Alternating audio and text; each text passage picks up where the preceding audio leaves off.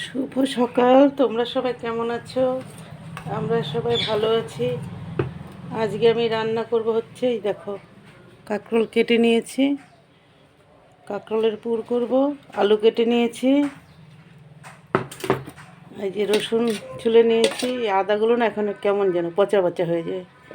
আর এই পেঁয়াজ ছুলে নিয়েছি। আর এই যে করবো হচ্ছে সয়াবিন, ছোটো বড় দুটো মিশানো ঘরে ছিল, অল্প ছোটও ছিল অল্প বড় ছিল, তাই দুটো একসাথে মিশিয়ে সয়াবিনের তরকারি করব। পেঁয়াজগুলো করে, রসুনটা একটু থেতো করে নেব, পেঁয়াজটা একটু ঘষে নেব এটা দিয়ে, আদাটাও তাই ঘষেই নেব, ঘষে নিয়ে রান্নাটা বসাবো।